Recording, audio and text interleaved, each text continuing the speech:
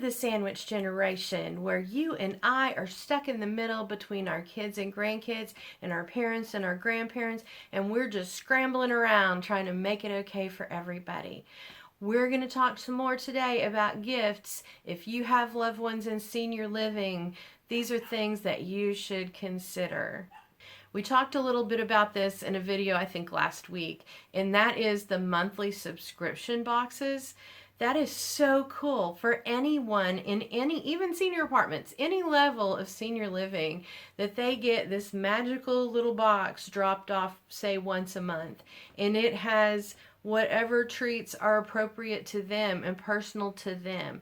If it's a man and he used to love to do woodworking, maybe you send him things that are simple things he can put together, but they're still wood. You know, maybe he wanted to paint it or put together models or whatever. There's always things.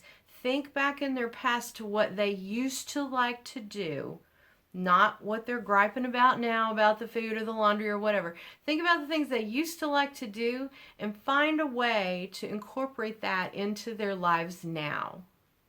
Of course, the posters with the family pictures are always a huge deal. And no matter if it's their birthday or you're just saying hello or happy Halloween or whatever, you can guarantee those posters will be on their walls forever. And they treasure those things. They know the time it took you to do them. And even if they're in a place where they can't quite place other people, it's a way for us to point to the board as caregivers and say, oh, hey, look, this must be your granddaughter. And we'll eventually find something that will connect in their mind, even if they're in memory care, that they can talk about. And that's such a wonderful way to bring that personal touch back into their lives. Crosswords, word finds, Sudoku, coloring books, all those things that we might have used in the past before we had technology. Well, that's where their brain's still going, right? Because that's what made them happy at the time. They may be a person who just likes to sit and have the TV on and do their crosswords all day. But whatever it is, those things are usable, they use them up, and they need more all the time. And to set that up on some sort of regularity, or to bring them in a big chunky box of, 50 word finds or whatever it is that flips that switch for your loved one, what a neat gift and something that they will actually use. And that is a big thing about putting something into the senior living world for your loved one as a gift, is that they need to be able to use it. You're working with a whole lot less space than they've had in the past. If they lived in a big giant house and now they're in independent living in an apartment, you don't want to give them something that's going to take up space forever. A lot of things that we used to give them were keepsakes. And while some keepsakes are great, you can't do that for every single holiday and birthday because they just stack up everywhere. And imagine if you have like 9 grandkids and multiply that times 9, right? So think about things that they can use. That's why the boxes are so great, because it'll say it has food in it and they can use up the food.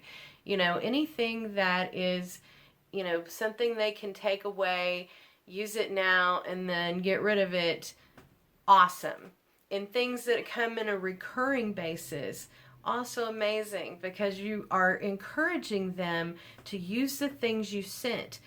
Some people, if you send them a crossword book out of the blue, they go, oh my God, a crossword book, how exciting. And they might sit on it. They might not use it, or they might ration those pages out because they haven't seen one in so long and you just gave it to them, and you gave it to them makes it more of a treasure, so they hold it.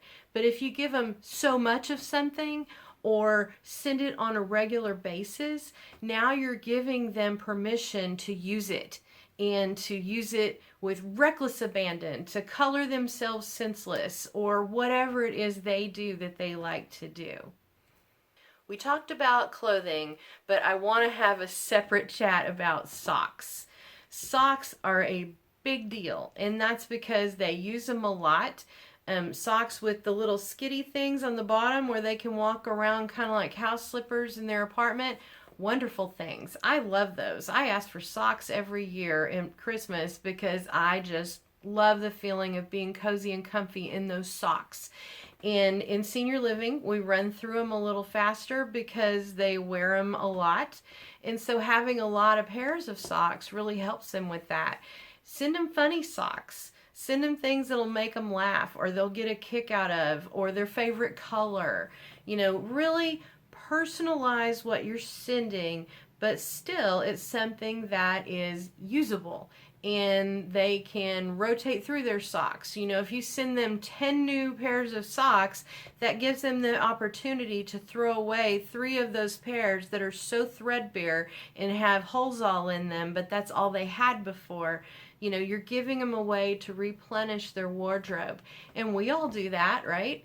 We don't sit there and wear raggedy things. I mean, honestly, most of us have a shirt or two that we're just attached to that way. But for the most part, when things get threadbare and things get older, we replace them. And somehow, when people move to senior living, you don't get that has to be replaced anymore. Maybe because you don't lay eyes on it a lot or whatever it is. So the takeaway from this video is send things that are personal to them, and send things that are usable so they don't have to have it sitting around the rest of their lives, and really hone in on what they need and what they love. I hope this helps you. If you want to talk about senior living in any sort of way, my information's in the description below. So I know we're all crazy. We're getting ready for holidays, and how are we going to do it with COVID and all that good stuff? So let's just stop for a second. Let's think it through. Thanks for watching.